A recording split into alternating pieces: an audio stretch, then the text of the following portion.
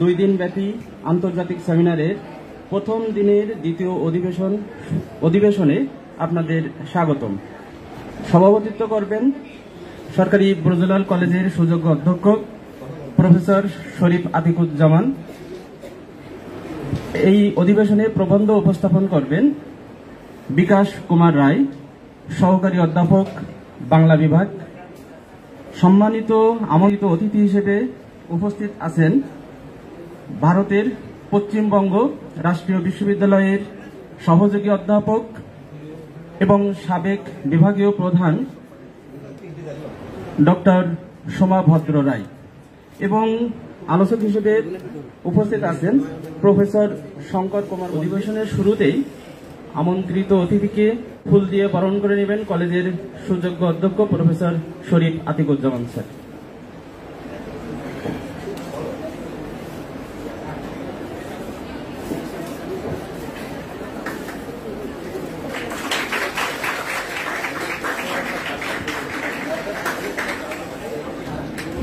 আমন্ত্রিত অতিথিকে উত্তরীয় পরিধান করাবেন কলেজের সুযোগ্য অধ্যক্ষ প্রফেসর শরীফ আতিকুজ্জামান স্যার।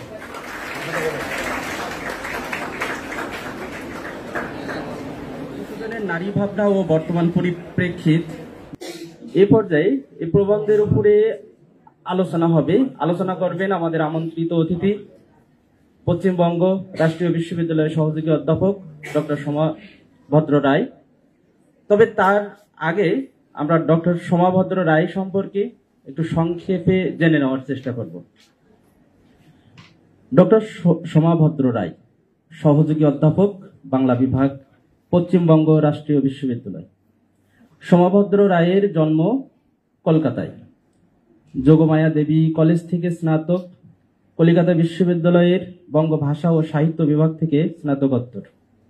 এখান থেকে গবেষণা করে পিএইচডি ডিগ্রি লাভ করার পর ব্যারাকপুর মহাদেবানন্দ মহাবিদ্যালয়ের বাংলা বিভাগের অধ্যাপনার কাজে 2007 সালে নিযুক্ত হন। 2019 সালে সহযোগী অধ্যাপক হিসেবে পশ্চিমবঙ্গ রাষ্ট্রীয় বিশ্ববিদ্যালয়ে যোগদান করেন।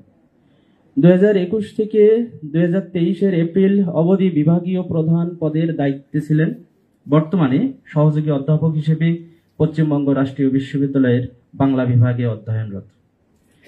গবেষণার বিষয় বাংলা উপন্যাসে পত্রের ব্যবহার। তার বর্তমান সময় পর্যন্ত প্রকাশিত গ্রন্থ 8টি। এগুলোর মধ্যে বাংলা উপন্যাসে পত্র প্রসঙ্গ, বঙ্কিম রবীন্দ্র শরৎ, ব্যঞ্জন বর্ণ পাবলিকেশন থেকে প্রকাশিত। বাংলা উপন্যাসে পত্র প্রসঙ্গ, তারাশঙ্কর বিভূতি মানিক, ব্যঞ্জন বর্ণ পাবলিকেশন থেকে প্রকাশিত। বাংলা উপন্যাসে পত্র প্রসঙ্গ, কল্লোল গোষ্ঠী, দিয়া পাবলিকেশন থেকে প্রকাশিত। প্রসঙ্গ কথা সাহিত্য, করুণা প্রকাশনী থেকে প্রকাশিত। নাটক ও অন্যান্য প্রবন্ধ, করুণা প্রকাশনী থেকে প্রকাশিত। কবি জসিমউদ্দিনের ঔপন্যাসিক ও প্রাবন্ধিক সত্তা, সমকালের জীবনকাঠি থেকে প্রকাশিত। 19 শতকের বাংলা কাব্য, নকশা, নাটক, প্রহসন ও কথা সাহিত্য, রবীন্দ্র সাহিত্য। এর মধ্যে 7 ও 8 নম্বর গ্রন্থ 2টি ত্রিপুরা বিশ্ববিদ্যালয়ের MA বাংলার দূর শিক্ষার জন্য লিখিত। এছাড়াও বহু গ্রন্থ ও পত্রিকা প্রকাশিত হয়েছে। শতাধিক প্রবন্ধ UGC তালিকাভুক্ত একাধিক পিয়ার রিভিউ জার্নালের সঙ্গে যুক্ত। বিশ্ববিদ্যালয়ের মঞ্জুরি কমিশনের সহায়তায় বিখ্যাত কবি জসিমউদ্দিনের উপন্যাস ও প্রবন্ধ নিয়ে গবেষণা করেছেন। সেই গ্রন্থের জন্য পেয়েছেন ইস্ক্রা পত্রিকার তরফ থেকে রমানাথ রায় স্মৃতি পুরস্কার।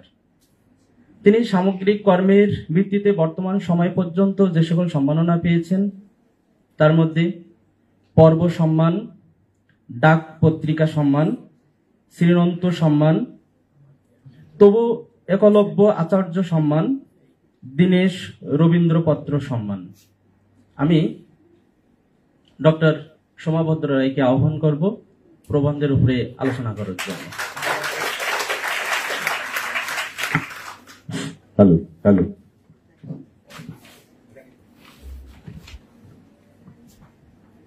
নমস্কার, শুভ দুপুর। আসলে আকাশ যখন নেমে আসে তখন এখানে বসতে হয়, ওখানে বসলে আমি দেখতে পাবো না তোমাদের। তো আজকে যখন এসেছি, আসলে গতকাল আমি আমার দেশ থেকে এদেশে এসেছি। এসে থেকেই মানে নানা রকম ভালো ভালো অভিজ্ঞতার মধ্য দিয়ে যাচ্ছি। আসার কারণ এই সরকারি ব্রজলাল কলেজ যে দুদিনের আন্তর্জাতিক আলোচনা চক্রের আয়োজন করেছে বাংলা বিভাগ এবং ইংরাজি বিভাগ মিলে, এবং কবি মাইকেল মধুসূদন দত্তের 200 বছরের জন্মোৎসব, যেটা এখনো পড়েনি, সামনের বছর হবে, তার আগে এমন যে একটি আয়োজন করা যায়, সবসময় যেন এরকম একটা পথপ্রদর্শক করে চলেছে এই কলেজ। তার পিছনে আছেন যিনি আমার পাশে বসে আছেন সভামঞ্চ আলো করে, সেই অধ্যক্ষ মহাশয়েরই সব কর্ম যে উদ্দীপনা সেটাই। তার পাশে আছেন যিনি গতকাল থেকে আমাদের সর্ব কাজে সবকিছুর উত্তর হাসি মুখে দিয়ে যাচ্ছেন, প্রফেসর শঙ্কর মল্লিক। তার পাশে আছেন যিনি এখন সমস্ত অনুষ্ঠানের ঘোষণা করছেন। সামনে উপস্থিত সকলকে আমার শুভেচ্ছা, ছাত্রছাত্রীদের জন্য অনেক অভিনন্দন। আর আজকে যে প্রবন্ধটি পাঠ করলেন বিকাশ কুমার রায়, তাকেও জানাচ্ছি অভিনন্দন, শুভেচ্ছা।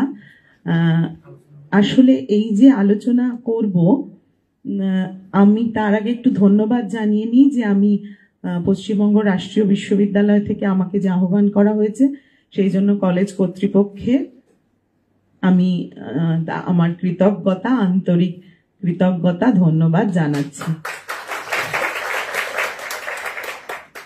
আর লাঞ্চের পরে যেটা হয় যে সবার একটু ঘুম ঘুম পায়, তো আমি ভাবছি যে আমি কি ঘুম পাড়ানি গান গেয়ে ঘুম পাড়িয়ে দেবো, নাকি ঠিক ওই মাথায় রূপোর কাঠি সোনার কাঠি দিয়ে জাগিয়ে দেব। তো কি করব সেটা তোমরাই পরে আমাকে বলো যে কি হলো আর কি করব না কি করতে চলেছি।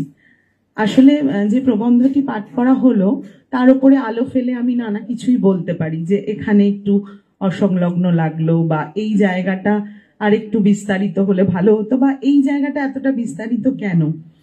আমি ঠিকভাবে সেগুলো না বলে আমি সামগ্রিকভাবেই আসলে এই যে বিষয়টা উনি বেছেছেন, সেই জন্যই আমি একটা সাধুবাদ দেব ওনার জন্য। একটা জোরে হাততালি হোক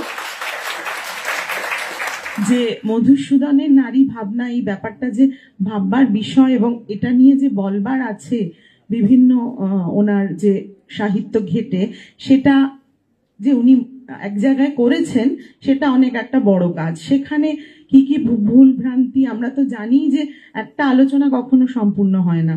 গত যে সেশন চলছিল সেখানে আমাদের যিনি বক্তা তিনি তাই বলেছেন, এটা আসলে অনেকটা রিলে রেসের মতো, মানে আমি বলবো তারপরে আরেকজন বলবে, এরম নয় যে আমি বলবো আরেকজন শুধুই শুনবে, তারও মনে একটা প্রক্রিয়া চলবে। ওই একাকী গায়কের নহে তো গান, গাইতে হবে দুইজনে।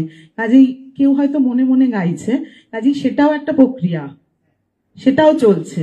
সেই চিন্তন, সেই মনন, সেই ভাবনা আমি হয়তো বলছি, কিন্তু মঞ্চের ওপারে যারা আছে বা আছেন তাদের মধ্যেও এই ভাবনা নিয়ে কিছু স্তরের মধ্যে একটা চলাচল চলছে। কাজেই আমি এর উপরে আলোকপাত করছি, এমন নয় যে আমি সমস্ত বিদ্যা অর্জন করে বসে আছি। আমারও এই ভাবনা চিন্তা স্তরগুলো চলছে। হতে পারে যে তার মধ্যেও অনেক রদবদল ঘটে যায় সময়ের সাথে, ভাবনার সাথে।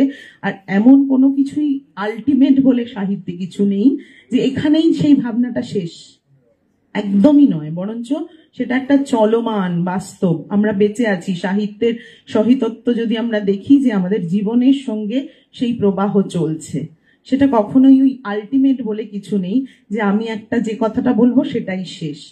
তো মধুসূদন সম্পর্কে তো আগের সেশনেও বলা হয়েছিল যে তিনি আধুনিক সাহিত্যের আসলে উদ্গাতা কিনা, সেটা নিয়েও নানা কিছু কথা হলো। আধুনিকতা কি নিয়ে, সময় নিয়ে না আসলে মর্জি নিয়ে, এসব। এবং তারপরে নারী ভাবনা। আসলে সাহিত্য তো একটা সময়ের ফসল। সাহিত্য যেমন সময়কে এগিয়ে নিয়ে যায়, সময়কে ধারণও করে। তো মধুসূদনের মতো কবি যখন আসেন পৃথিবীতে, এবং তিনি যখন কলম ধরে ভাবেন যে তিনি সৃষ্টি করবেন, তখন তার মানসপটে যা যা চলছে এবং সময় তাকে দিয়ে যা যা করিয়ে নিচ্ছে, দুটোর একটা মিথস্ক্রিয়া তৈরি হয়। সেই যে কেমিস্ট্রিটা, সেটা আসলে আমরা বুঝতে চাই। আমরা কবিকে, যদি রবীন্দ্রনাথ বলেছেন কবিরে পাবে না তার জীবন চরিতে, কিন্তু আমরা একেবারেই সেই কথাটাকে স্বীকার করতে চাই না। কালকেই অধ্যক্ষ মহাশয়ের সঙ্গে কথা হচ্ছিল, উনি বলছেন যে মানুষ তার অভিজ্ঞতার বাইরে যাবে কি করে। প্রত্যেকটি লেখা, যে কোনো শিল্পই আসলে ওই আত্মজৈবনিক, নিজের জীবন থেকে পাওয়া আর জীবনকে কিভাবে দেখছেন, জীবনে দেখা, শোনা, পড়া, জানা, এগুলো দিয়েই আসলে তার কাব্য জগৎ, কাব্য ভুবন সমস্তটা তৈরি হয়। এবং এই তৈরি হওয়াটা আসলে কিভাবে হচ্ছে সেটা আমরা জানতে চাই, আর যত বেশি করে জানতে চাই তত না জানার পরিধিটা বাড়তে থাকে। এটা একটা মানে প্যারাডক্স, যে আমরা জানছি আর ক্রমাগত জানছি নাটা বেড়ে যাচ্ছে। তাহলে কি করে হবে? ওই নিয়ারেস্ট টু পারফেকশন আমরা যেতে চাই, আমরা ওই দিকে যেতে চাই, আমরা মধুসূদনকে খুঁজে পেতে চাই। ওই নানা খণ্ড খণ্ড কিছুর মধ্য দিয়ে একটা সামগ্রিক মধুসূদনের রূপ, যে কিভাবে কবি এমনটা ভাবলেন, যে সময়টা আসলে পিছিয়ে পড়ার সময়, যে সময়টা আসলে মানুষ কি করবে, তার মধ্যে এত নানা রকমের টানাপোড়েনের সময় একটা নতুন কিছু তৈরি হচ্ছে, সভ্যতার সময় একটা দাগ রেখে যাচ্ছে, যে নতুন জাগরণ ঘটছে আমাদের মধ্যে। সেই সময়টাকে আসলে কি করে ধারণ করা যায়? সেটা কি আর পুরনো ভাষা, পুরনো কথা, পুরনো সংলাপ, পুরনো উচ্চারণ দিয়ে ধরা যাবে? চর্যাপদের ভাষা থেকে আমরা যেমন মধ্যযুগে শ্রীকৃষ্ণ কীর্তনের ভাষা, মঙ্গল কাব্যের ভাষা, বৈষ্ণব পদাবলীর ভাষা পার হয়ে হয়ে অন্নদামঙ্গল দিয়ে আমরা যখন মধ্যযুগে দাড়ি টেনে দিই, তারপরে ঈশ্বর গুপ্তে এসে আমাদের তো আসলে প্রাণ ভরে না। আমাদের মনে হয় আমরা অপেক্ষা করছি সেই যুগপুরুষের, যিনি আসলে আমাদের মনের কথাটাকে নতুন করে বলবেন, যেটা আমরা ভাবছি কিন্তু বলতে পারছি না। এই যে ভাবনার জায়গাটা তৈরি করছেন বা আমাদের মানসিকতাকে প্রস্তুত করছেন মধুসূদন, সেটা খুব সহজ কথা ছিল না।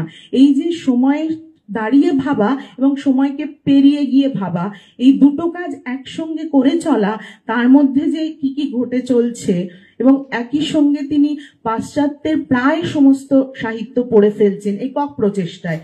তার কিন্তু এরকম ছিল না ব্যাপারটা যে তিনি একটা মানে আমি যদি রবীন্দ্রনাথকে পাশে রাখি, যেখানে জোড়াসাঁকোর এরকম একটা আলোকপ্রাপ্ত পরিবারে যেখানে সারাদিন খালি অধ্যয়নের কথাই হচ্ছে, তেমনটা কিন্তু নয়। হয়তো আর্থিক দিক থেকে অনেক সচ্ছল বা পড়াশোনার ক্ষেত্রে বাধা নিষেধ নেই, কিন্তু এই যে উনি নিজে থেকেই গ্রিক, ল্যাটিন বা সমস্ত ধরনের পাশ্চাত্য সাহিত্যকে মানে গন্ডুসে শুষে নিচ্ছেন, পান করছেন, এই যে একটা তাগিদ, এটাই একটা আধুনিকতার কোথাও একটা সূচনা করে দিল, যে আমাকে জানতে হবে, আমাকে চিনতে হবে।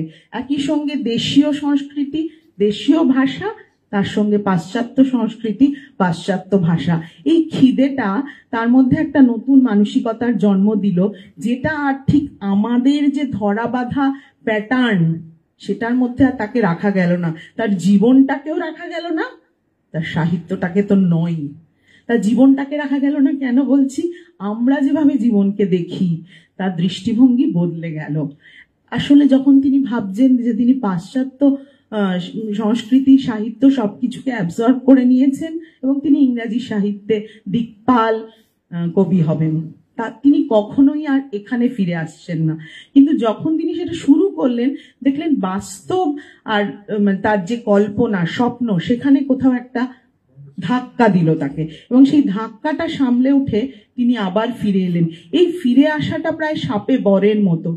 তার মধ্যে যে পুরাণ সমস্ত প্রাচীন সাহিত্যকে জানা চেনা ছিল, সেটাকে নতুন যুগের আলোকে নতুন ভাবে একটা পুনর্নির্মাণ তিনি করলেন।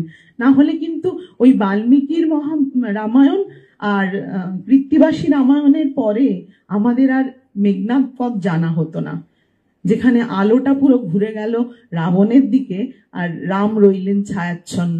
এইভাবে যে ভাবা যায়, এইভাবে যে ঘুরিয়ে দেওয়া যায় আলোর অভিমুখ, এইভাবে যে অভিঘাত তৈরি করা যায়, এটা তো আমরা জানতাম না। কাজে এই যে না জানা জায়গা থেকে একটা ওই ঊনবিংশ শতাব্দীর যে চাওয়া পাওয়াটাকে ধারণ করতে গিয়ে মধুসূদন যে নিজেকেই নিজে বারবার পাল্টাচ্ছেন, সেখানেই আমরা খুঁজে পাই তার ওই কবি সত্তার আসল সূত্রটা, যেখানে তিনি নিজের মধ্যেও নানা দ্বন্দ্বের জন্ম দিচ্ছেন। এই নারী ভাবনার ক্ষেত্রে এই যে উনি লিখেছেন যে রেবেকার সঙ্গে তিনি আসলে ভাবতে পারছেন না একটা অচেনা মেয়েকে বিবাহ করবেন। সেখানে মেয়েটি XYZ সেটা তার কাছে ইমমেটেরিয়াল, তার কাছে কোনো মানেই রাখে না, কারণ মেয়েটির সম্পর্কে তিনি শুধু শুনেছেন সে সুন্দরী, অপ্রাপ্তবয়স্ক এবং লেখাপড়া জানে না। তো সেটা আর আশ্চর্য কি? সেটা তো সেই সময়ের পক্ষে সবচেয়ে স্বাভাবিক।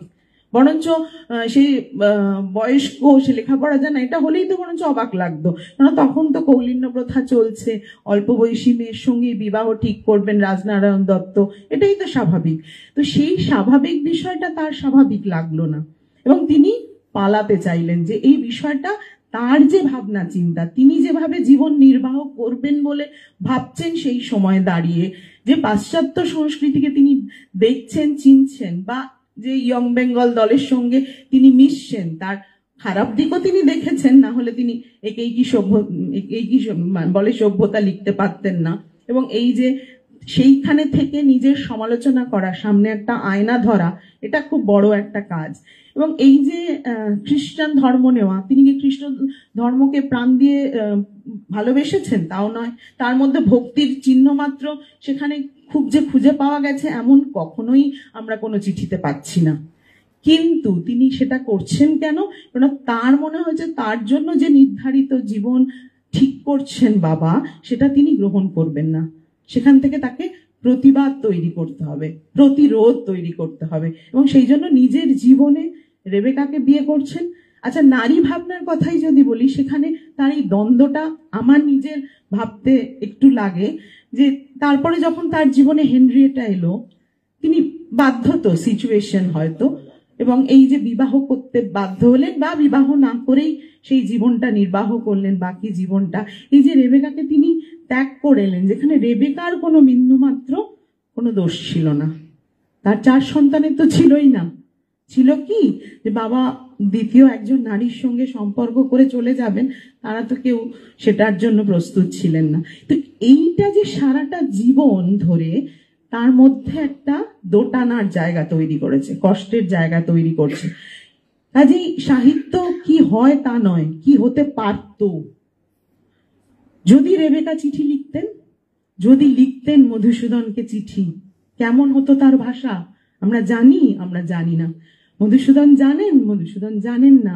কিন্তু যদি লেখেন, যদি রেবেকার মধ্যে তিনি দাঁড়ান, নারী পুরুষের ভেদ তৈরি করে সেই উচ্চারণ, সেই ভাষা, বীরাঙ্গনা কি আর এমনি তৈরি হয়? শুধু কি অবিদের প্রভাবে তৈরি হয়? নিজের জীবন, ওই যে কালকে বলেছিলেন স্যার, আমরাও স্বীকার করি, নিজের জীবনের মধ্যেই সেই অসঙ্গতি, সেই দ্বন্দ্ব কোথাও তাকে ভীষণভাবে দগ্ধ করেছিল। এবং যখন তিনি লিখতে শুরু করলেন, পুরাণের একটা অছিলা দিলেন। আমরা গল্প করি না, এক যে ছিল রাজা, আসলে কোনো না কোনো ভাবে আমরা প্রতীকটাকে ধরতে চাই। সেই জন্য যখন সেই অভিযোগ, অভিমান, ক্ষোভ, দুঃখ, যন্ত্রণা যে নারীদের কলমে উঠে এলো, এইভাবে যে রত্ন প্রতিমা সৃষ্টি করা যায়, এটাই তো আমরা জানতাম না। এমন ভাবে যে চিঠির বয়ান তৈরি হতে পারে, এটাই তো আমাদের জানা ছিল না। নারীরা যে এমন ভাষায় কথা বলতে পারে, দ্ব্যর্থহীন ভাষায় আঙুল তুলতে পারে তার প্রেমিকের দিকে, তার স্বামীর দিকে, তার বঞ্চনাকারীর দিকে, এ তো আমাদের জানাই ছিল না। নারীরা তো চিরকাল পুরুষ শাসিত সমাজে নিষেধের বাধা ডোরে বাধা ছিল, তাদের শিক্ষার পথও বন্ধ ছিল। যদিও বলা হয় যে বিদ্যার দেবী সরস্বতী, তবু তার শিক্ষার পথটা কিন্তু সুগম ছিল না। তারপরে সেই নারীর মুখে ভাষা জোগাচ্ছে, প্রতিবাদিনী হয়ে উঠছেন, এবং তিনি তার ক্ষোভ, তার যন্ত্রণা স্পষ্ট উচ্চারণে চিঠির বয়ানে লিখছেন। এমন যে লেখা যায়, আমার মনে হয় যে যখন আমরা দুর্গেশ নন্দিনী পড়ি আর বঙ্কিমের নায়িকা বলেন ওই বন্দি আমার প্রাণেশ্বর, তখন আমার মনে হয় যে ওই যে মধু থেকে উনি টেনেছেন, ওই যে তিনি পতাকা উড়াতে বলেছেন না, তাতে লিখে দাও শ্রী মধুসূদন, সেই কথাটাকে উনি গ্রহণ করেছেন। না হলে ওই বন্দি আমার প্রাণেশ্বর এই আখ্যানে এসে আমরা দাঁড়াতে পারতাম না। কাজেই যতই রবীন্দ্রনাথ তাকে চিনতে না পারুন, বুঝতে না পারুন প্রথম জীবনে, যতই তিনি বলুন ভোরের পাখি বিহারীলাল, আসলে মধুসূদনের এই কাব্য ভাবনা কোথাও এই আধুনিক সময়ের কাব্য ভাবনার মধ্যে আমাদের দাঁড় করাবে।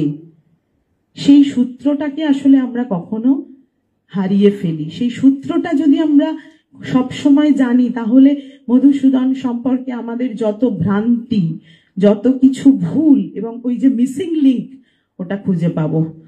এটা আছে, সিলভার লাইনিং এর মতো সেটা আমরা দেখতে পাবো, আমরা পাই নিশ্চয়ই। নালে মধুসূদন চর্চার এই যে নানা ক্ষেত্র, নানা মাত্রিক যে ভাবনা, সেটা নিশ্চয়ই এইভাবে এত নানা দিক থেকে উঠে আসতো না। এবং এই যে আমি ব্রজাঙ্গনা কাব্যে যেটা মিসেস রাধা, এর আগে কখনো এইভাবে রাধাকে সম্বোধন করার কথা কেউ কি আমরা ভেবেছি? কোন আধুনিকতায় দাঁড়িয়ে তিনি রাধাকে বলেন মিসেস রাধা? মানে ভাবতেই কি অবাক লাগে যে মধ্যযুগীয় দৈব নির্ভরতা, অন্নদা মঙ্গলের কাব্য দিয়ে মধ্যযুগ শেষ হলো, তারপরেই যখন এরকম একটা সময় দাঁড়িয়ে এরকম কথা বলেন এবং নতুন ভাবে ব্রজাঙ্গনা লেখা হয়, তখন আমাদের অবাক লাগে বই কি। এবং সমস্ত দিক থেকেই একটা পায়োনিয়ারের মতো নতুন কিছু তৈরি করবা, নতুন কিছু সৃষ্টি করবার, বাংলা সাহিত্যর কোন কোন দিকে যে তিনি পাটা দিতে চাইছেন, নিজেই যেন নিজেকে বারবার চিনিয়ে দিচ্ছেন, অতিক্রম করছেন। এবং এই জায়গায় যেটা আমারও মনে হয়েছে, এখানে উনি লিখেছেন যে দুটি যে প্রহসন লিখেছেন, একেই কি বলে সভ্যতা আর বুড়ো শালিকের ঘাড়েরও, এটার তো সেই অর্থে মানে উনি যে এত তৎসম শব্দ দিয়ে একটা ওজস্বী মেঘনাদবধ কাব্য লিখলেন, তারই কলমে হিন্দুরাই সব দুনিয়াদারি মজা নেলে, এই যে ভাষা, যশুরে ভাষা, সেটা যে উনি ত্যাগ করেননি, সেটা উনি প্যারিসে থাকুন, মাদ্রাসে থাকুন, কলকাতার খিদিরপুরে থাকুন, ওই ভাষাটা যে কতটা তার আয়ত্তে আছে, করায়ত্ত, তিনি চাইলেই সুতোটা ছেড়ে দিতে পারেন। না হলে অমন একটা মানে ইয়ং বেঙ্গলকে নিয়ে, আসলে ইয়ং বেঙ্গলে নিজেও তিনি, কিন্তু তিনি দেখছেন যে সত্যি সত্যি পাশ্চাত্যের সব ভালোটা না নিয়ে অনেক অন্ধ অনুকরণ হচ্ছে। তাহলে সেখানে একটা চপটাঘাত দরকার, সেখানে একটা বিদ্ধ করা দরকার। এই যে কালীনাথ আর নবকুমারের এই যে ষড়যন্ত্র, মিথ্যা কথা বলা, কর্তামশাইকে মিথ্যা কথা বলে জ্ঞান তরঙ্গিনী সবাই গিয়ে মদ খাওয়া, ঢলাঢলি করা, এবং এই যে মেয়েরা যারা অন্দরমহলে রয়েছে, যেখানে উনি উল্লেখ করেছেন খুব সুন্দর করে যে এরকম স্বামী থাকলেই বাকি, না থাকলেই বাকি, কেন? তার সঙ্গে তো জন্ম জন্মান্তরের সম্পর্ক, সে কি সমালোচনার যোগ্য হতে পারে? আমরা দেখেছি যে মঙ্গল কাব্যে অনেক সময় দেবদেবীরা নিজেদের মধ্যে কলহ করেছেন, কিন্তু সেগুলো তো সব মানে নকল, সেগুলোর মধ্য দিয়ে আসলে ওই দেবত্ব আবার মানুষের যে ধরন, সেটাকে প্রকাশ করার জন্য। কিন্তু এখানে আমরা দেখব যে একজন নারীর মুখে কতখানি অভিযোগ, কতখানি মানে সে যে কতটা অবদমিত হয়ে আছে সেই কথাটা। এবং এই যে ভণ্ড যারা অন্ধ অনুকরণকারী, তাদের যেমন তিনি একদিকে থামিয়ে দিলেন, অন্যদিকে কিন্তু বুড়ো শালিকের ঘাড়েরও মধ্য দিয়ে এই যে ধর্মের ধ্বজাধারীদেরও একটা চপেটাঘাত দিলেন। মানে এটা যেন ইয়ং বেঙ্গল না ভাবে যে তিনি এই জগৎ জীবনটাকে চেনেন না, এই জীবনটাকেও তিনি নখদর্পণে চেনেন, এই জীবনটাকেও তিনি সমালোচনা করতে ছাড়েন না। কাজে দু হাতে দুটো সব্যসাচীর মতো চাবুক নিয়ে একদিকে ভণ্ড ইয়ং বেঙ্গল দল অন্ধ অনুকরণ করছেন, তাদের দিকে একদম ভীষণভাবে সমালোচনা ছুড়ে দিচ্ছেন, আর বুড়ো শালিকের ঘাড়েরোতে ওই ধর্মের ধ্বজাধারী ভক্ত প্রসাদের মতো লোকদের মুখোশ টেনে খুলছেন। এবং এই প্রহসনের ভাষা এবং তার যে একেবারে যশোরে আঞ্চলিক কথ্য ভাষা, সেটা তো মানে ভাবাই যায় না। পরবর্তীকালে আমরা তো আঞ্চলিক উপন্যাসের পদ্মা নদীর মাঝি বা ওগুলোতে আমরা যখন পাচ্ছি, আমাদের তো মনে হয় যে এই ভাষাটা আমাদের চেনা। তখনও সধবার একাদশী লেখা হয়নি, বিয়ে পাগলা বুড়ো লেখা হয়নি, কি অসাধারণ দুটো মানে প্রহসন লিখে ফেললেন, যেখানে নারীরা নিজস্ব স্বরে কথা বলছে এবং মোটে মজুর কলকাতা শহরের যে রাস্তা, পরে উৎপল দত্ত টিনের তলোয়ার লিখবেন পুরো কলকাতা শহরের সমস্ত মেথডদের নিয়ে রাস্তায় কারা কথা বলছে, সবার কথা। তো সেই তার পূর্বাভাস তো দিয়ে গেছেন মধুসূদন। এবং সেই যে আমরা এখন খুব কোট আনকোট সাবঅল্টার্ন স্টাডিজ বলে একটা আলাদা দেগে দিই, তো সেটারও তো একটা শুরুয়াত মধুসূদনের হাতে হয়ে গেল, যেখানে ওই মোটে মজুর, আমার সময়টা বলতে হবে, আমি কিন্তু থামবো না। আর কত মিনিট? 2 মিনিট? না, তো সেটাই আমি বলছি যে এই যে বলার যে বিষয়টা, যে ভক্তপ্রসাদ এবং সে যে ওই ফতের কাছে নিজের তার পুরো লুণ্ঠন হলো এবং একটা বলা যায় যে একটা সমাধান করে দিলেন, যে সে স্বীকার করলো যে না, সে বাচস্পতির মায়ের শ্রাদ্ধের খরচও দেবে এবং যে হানিফের যে যা যা কর হয়েছে সেটা রেহাই দেবে। এই যে একটা শাস্তিমূলক ভাবে এটার একটা সমাধান করা, এটার মধ্যেও আসলে কোথাও একটা ওই খারাপ কিছুর বিপরীতে দাঁড়িয়ে একটা সত্যের কথা বলা, একটা ভালোর কথা বলা, সেটা তিনি করেছেন। নিজের জীবনে তো নানা কিছু করেছেন, মানে তাকে দিয়ে ডেস্টিনি যা যা করিয়েছে, মানে ওই আমরা সফোক্লিসের নাটক পড়ি না, অয়দিপাউস মানে বলছেন যে সারা জীবন ধরে এত কষ্ট তিনি পেয়েছেন যে তাকেই পুজো করো, মানে এই কষ্টটা তো কেউ ধারণ করার কথা তো দূরের কথা, ভাবতেই পারবে না। তো সেইখানে দাঁড়িয়ে তো মধুসূদন নিজের জীবন নিয়ে এত জাগলারি করেছেন, সবসময় বোধহয় হাতে 2টো বল আর ওপরে শূন্যে অনেকগুলো বল। তো এই যে নিজের জীবন নিয়ে যা কিছু করা এবং এত অল্প সময়ের মধ্যে এত স্বর্ণ ফসল ফলিয়ে দেওয়া, এবং সেটা তার জীবনে ওই ফেলে আসা যে প্রকৃতি, যে মাতৃভূমি, সারাটা জীবন ধরে তাকে বয়ে নিয়ে যাওয়া। এবং ভাবুন তো যে একটা মানুষ তার সমাধি লিপিতে কি লেখা হবে সেটা লিখে যান, পৃথিবীর কোন আধুনিক মানুষ এটা পারবেন? দাঁড়াও পথিক বর, জন্ম যদি তব বঙ্গে, তিষ্ঠ ক্ষণকাল এ সমাধিস্থল। এই কথা বলতে কতটা দম লাগে একজন মানুষে বলে যাচ্ছেন আমার সমাধিতে এটা উৎকীর্ণ করে রেখো। ভাবতে পারি না আমরা এই আধুনিকতা, এই মরণোত্তর ভাবে নিজেকে ভাবতে চাওয়ার মধ্যে যে আধুনিকতা আছে, সেটা কোনো ছদ্ম আধুনিকতা নয়। সেটাকে গ্রহণ করা, বুঝতে পারা, আত্মস্থ করতে বাঙালির অনেক সময় লাগবে। হয়তো সেই জন্যই এই 200 বছর কেন, আগামী 200 বছরেও মধুসূদন চর্চা হবে। এবং ব্রজলাল কলেজ যেমন পুরোধা হয়ে এই ধরনের আয়োজন করছে, নিশ্চয়ই তারা এরম আয়োজন করবে। আমরা থাকবো না, কিন্তু প্রজন্মের পর প্রজন্ম এটা চলবে। ওই বাঁশি দিয়ে যাব কাহার হাতে, আমরা খুঁজতে থাকি কাকে দেব, এবং এই প্রক্রিয়াটা চলবে। মধুসূদন আমাদের মধ্যে এইভাবে রয়ে যাবেন। সবাইকে ধন্যবাদ।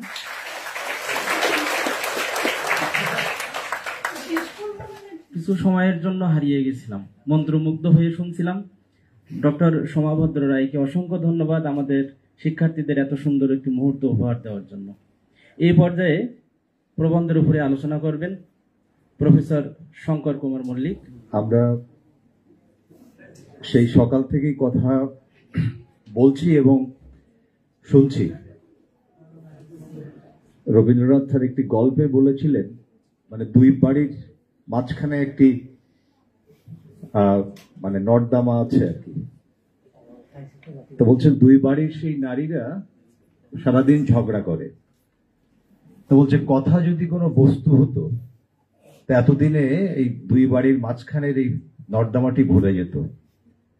তো কথা যদি কোনো বস্তু হতো, আজকের ঘর ভরে যেত। কেননা সকাল থেকেই বলা হচ্ছে, আমরাও শুনছি, অনেকটা ক্লান্ত। তো আমরা এর আগে যত সেমিনার, জাতীয়, আন্তর্জাতিক বা আঞ্চলিক পর্যায়ের সেমিনার করেছি, সবই এক বেলাতেই শেষ হয়েছে। এই বোধহয় প্রথম আমরা দুবেলা 2টো সেশন স্বতন্ত্রভাবে আমরা করছি। এই যে একটু একটু করে আমরা এগোচ্ছি, আমরা বারবার বলছি না যে অধ্যক্ষ স্যারের নেতৃত্বে, তত্ত্বাবধানে, পরামর্শে আমাদের যে অগ্রসরতা, এটিও কিন্তু একটি আজকের এই অনুষ্ঠানটা তার একটি মাত্রা আমি মনে করি। তো যাই হোক, মাইকেল মধুসূদনের 270তম জন্মবার্ষিকী উপলক্ষে যে আমাদের প্রথম দিনের আলোচনার দ্বিতীয় অধিবেশন, আমি খুব কম কথায় শেষ করব। আমার খুব বেশি কথা বলার কথা না, কেননা নিয়ম মোতাবেক আমার আগেই বলা উচিত ছিল, কিন্তু আমি বললাম যে সমাধি বলবেন ইচ্ছা মতো, তারপরে আমরা একেবারেই খুব সংক্ষেপে শেষ করব। তা এখন মধুসূদনের আমি আজকের এই পর্বের সভাপতি, কলেজের সম্মানিত অধ্যক্ষ প্রফেসর শরীফ আতিকুজ্জামান, প্রবন্ধ উপস্থাপক বিকাশ কুমার রায় এবং আমাদের অত্যন্ত প্রিয় মানুষ, প্রিয়জন ডক্টর সোমা ভদ্র রায়, যিনি কলকাতা থেকে এসছেন, পশ্চিমবঙ্গ রাষ্ট্রীয় বিশ্ববিদ্যালয়ের বাংলা বিভাগের শিক্ষিকা, লেখিকা। উনি চমৎকার তার গ্রন্থ আমাদের জন্য উপহার হিসেবে নিয়ে এসছেন বাংলা ডিপার্টমেন্টের জন্য, সেগুলো তিনি এখানে আনুষ্ঠানিকভাবে হস্তান্তর করবেন। তো মধুসূদনের নারী ভাবনা, এই বিষয় নিয়েই তো আমরা এত কথা বলছি বা কথা শুনছি। তো প্রথমত হচ্ছে মধুসূদন, আর দ্বিতীয়ত হচ্ছে নারী। তো একজন সুহাসিনী এবং সুদর্শনী নারীর কথা আমরা শুনলাম, এটি একটি দিক। আরেকটি দিক হচ্ছে, যেটি আমি একটু বলি আপনাদেরকে, যিনি মধুসূদনের প্রতিবেশী পৈতৃক সূত্রে।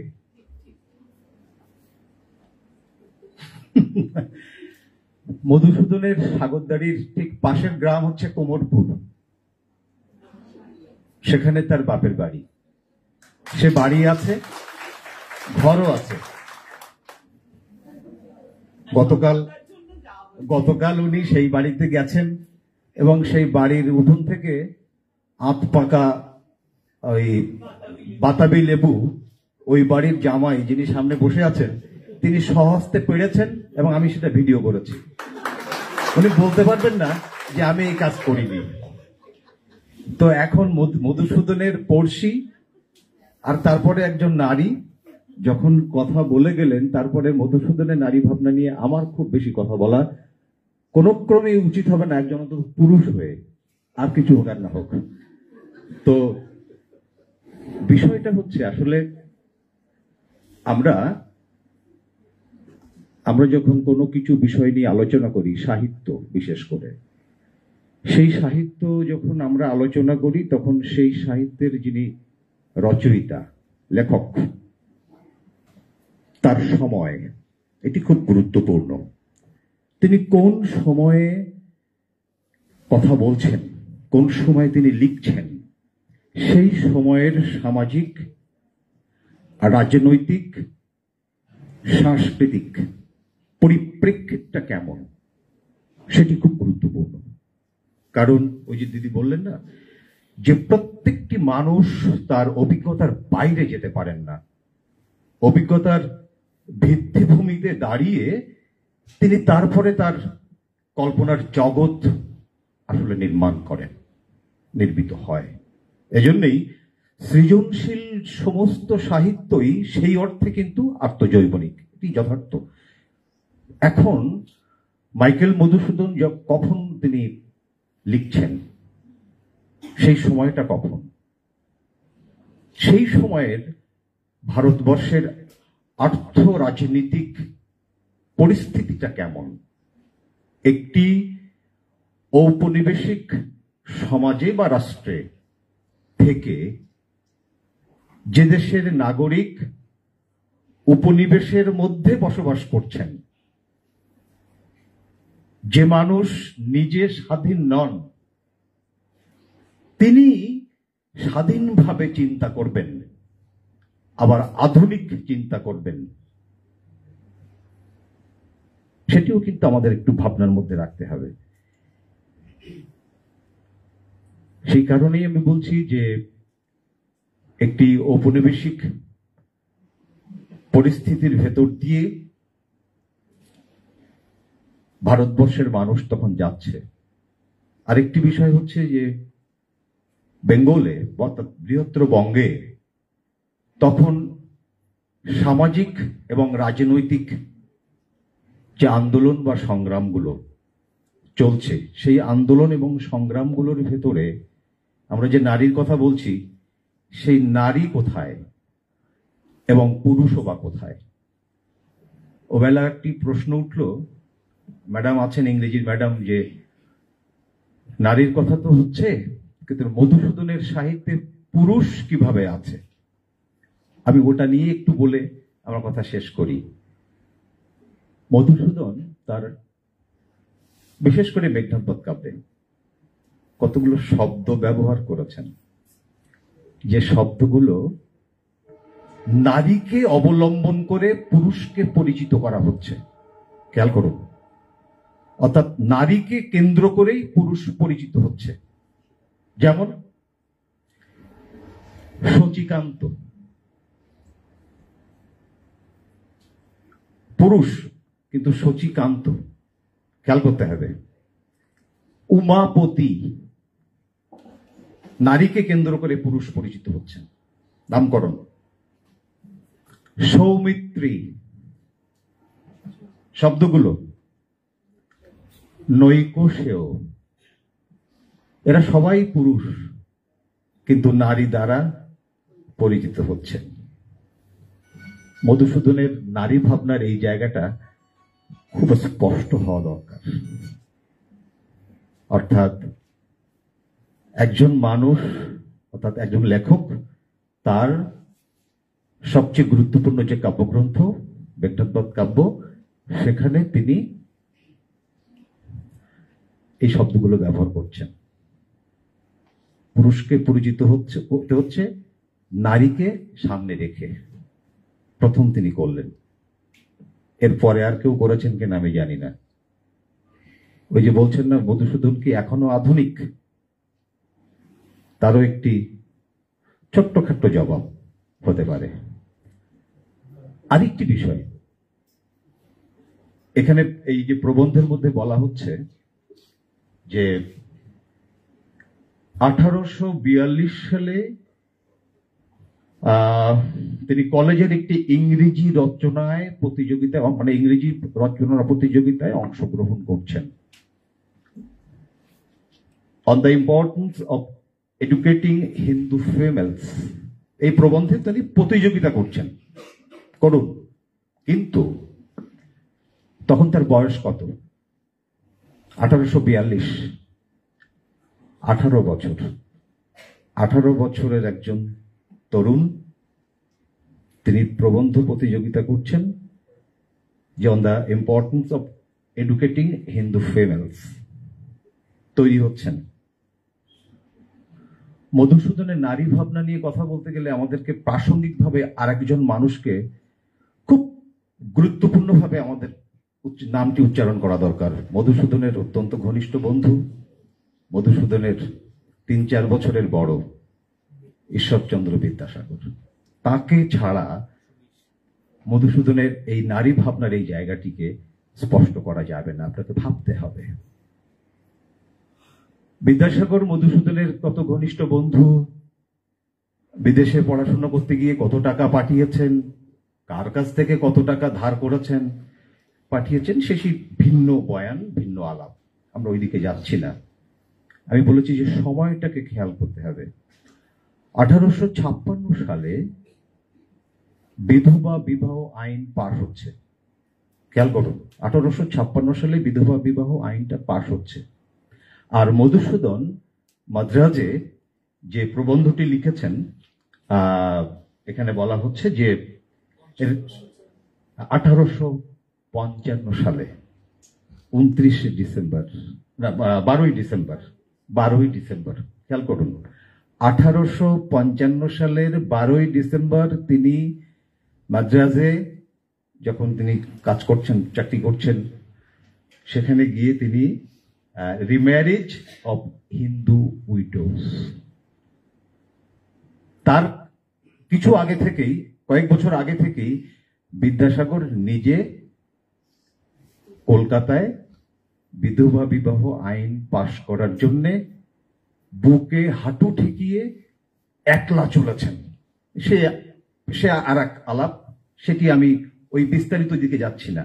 বলছি বিদ্যাসাগরের সঙ্গে মধুসূদনের যে সম্পর্ক, ব্যক্তিগত সম্পর্ক, সেই সম্পর্কের জায়গায় তিনি এটিও কিন্তু তার একটি প্রভাবের জায়গা।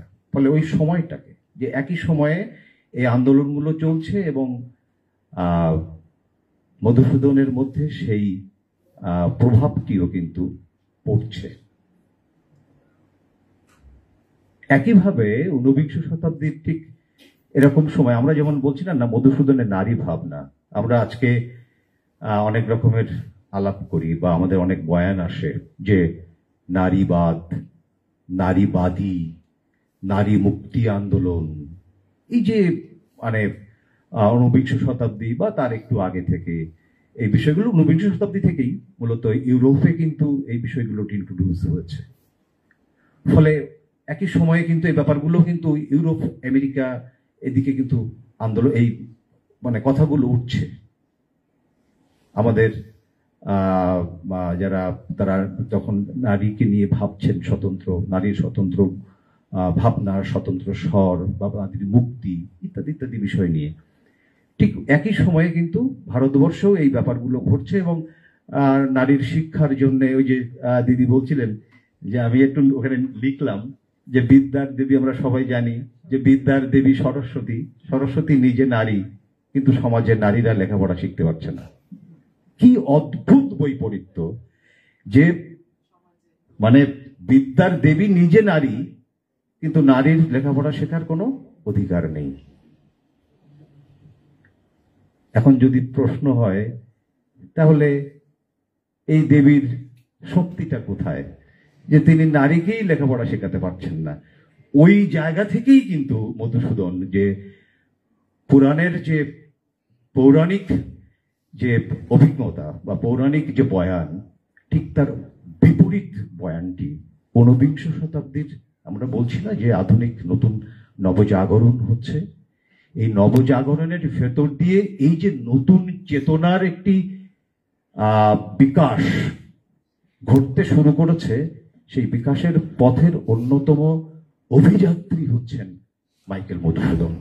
এবং তিনি সেটিকে গ্রহণ করছেন, গ্রহণ শুধু করছেন না, গ্রহণ করছেন এবং তার সাহিত্যে সেগুলোকে তিনি স্থান দিচ্ছেন।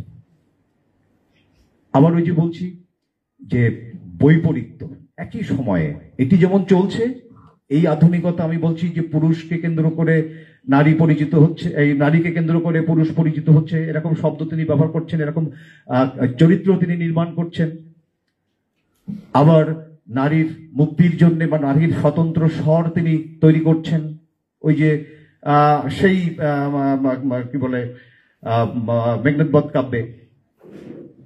আবার তার যে 1862-তে যে বীরাঙ্গনা, আমার বীর অঙ্গনা, অর্থাৎ নারী বীর, এই শব্দবন্ধ বাংলা সাহিত্যে এরকম শব্দবন্ধ মধুসূদনের আগে আর ব্যবহৃত হয়েছে কি?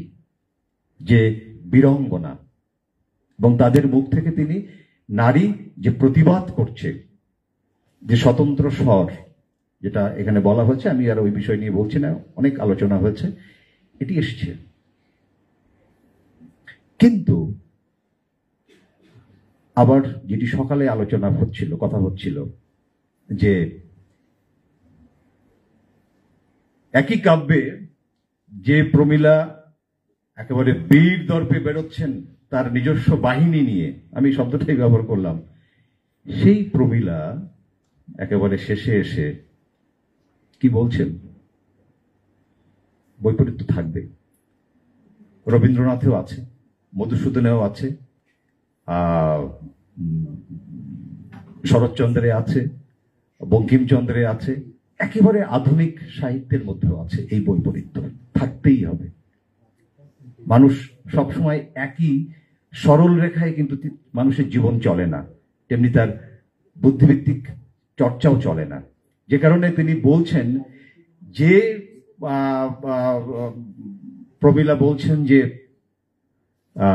আমি কি ডরাই সখী ভিখারি রাঘবে, সেই প্রমীলা বলছেন পতি বিনা অবলার কি গতি জগতে। একই চরিত্র, একই চরিত্র, যে পতি বিনা অবলার কি গতি জগতে। অবলা মধুসূদন তৈরি করছেন, শব্দ ব্যবহার করছেন, খেয়াল করতে হবে।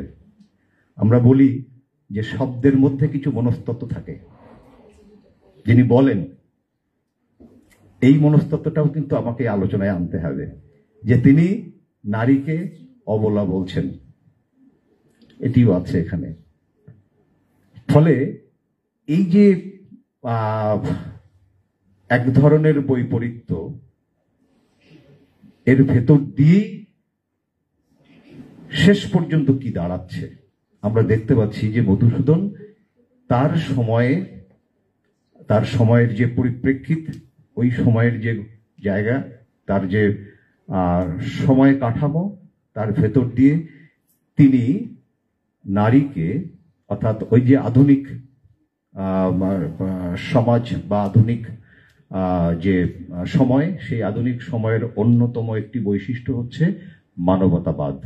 অর্থাৎ নারী যে একটি স্বতন্ত্র মানুষ, তার যে একটি মানবিক বৈশিষ্ট্য আছে, মানবিক একটি চাওয়া পাওয়ার জায়গা আছে, সেই বিষয়টি কিন্তু মধুসূদন তার অনেকগুলো লেখার মধ্যে, তার শুধুমাত্র তার মেঘনাদপদ কাব্যে না, তার অনেকগুলো কাব্যে, ব্রজঙ্গনা থেকে শুরু করে তার নাটকের মধ্যে, প্রহসনের মধ্যে এই বিষয়গুলো কিন্তু অত্যন্ত স্পষ্টভাবে নিয়ে এসছেন। ফলে আমরা মনে করি যে ঊনবিংশ শতাব্দীর সেই প্রথম পাদের শেষ দিক থেকে শুরু করে যখন ইউরোপ আমেরিকায় নারী ভাবনার উন্মেষ ঘটছে, সে সময়ে এই বঙ্গেও মধুসূদন এবং তার কাছাকাছি যারা মানুষ, বিদ্যাসাগরের মতো মানুষ যারা, তারাও কিন্তু নারীকে মুক্তির জন্যে, নারীর স্বাধীনতার জন্যে, তাদের সমাজের বুকে স্বতন্ত্রভাবে সুষ্ঠুভাবে বেঁচে থাকার জন্যে যে লক্ষ্য বা কামনা বা আকাঙ্ক্ষা, এটি বা মুক্তির যে এসনা, সেটি কিন্তু তখন শুরু হয়েছে। মধুসূদনের সাহিত্যের মধ্যে আমরা সেই বিষয়গুলো কিন্তু স্পষ্টভাবে দেখতে পাই। আমার কথা এখানে শেষ। সবাইকে অনেক অনেক ধন্যবাদ।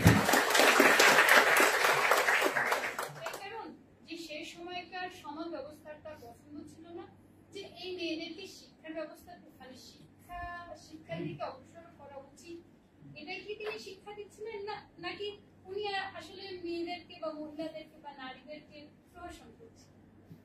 আর আরেকটা প্রশ্ন, যে উনি যে ছেড়ে আসছেন, আর এখানে বলা হচ্ছে ওনার একটা সাহিত্যকর্মের মধ্যে যে একে বলে স্বামী, এটা কেমন স্বামী? তাহলে উনি যে ওনার প্রথম স্ত্রীকে ছেড়ে চলে আসলেন, উনি কি ওনার কাছ থেকে এটা আশা করছিলেন যে বলবে এটা কি প্রকৃত স্বামী? এই সম্পর্কে আপনি কি বলছেন? হ্যাঁ মুন্নি, খুব ভালো প্রশ্ন, বসে যাও। আমার ডাক নাম মুন্নি, জানো? বসে যাও। আচ্ছা, খুব মানে দাদাই জানে না, দাদা জানেন। আরে মনোজ মিত্র এটা শুনে বলেছিলেন মুন্নি ও সাত চৌকিদার, ওই যে একটা নাটক আছে না ওনার। যাক, আচ্ছা, আমার ভালো লাগছে যে তোমরা মন দিয়ে শুনেছ। না শুনলে তো প্রশ্ন উঠে আসে না মনে, এবং আমি যে তোমাদের মনে প্রশ্ন তুলতে পেরেছি এটা ভেবে আমার খুব আহ্লাদ হচ্ছে। এই প্রশ্নই আসলে কি বলতো আমাদের এগিয়ে নিয়ে যায় বা কোথাও আমাদের শান্ত হয়ে বসতে দেয় না।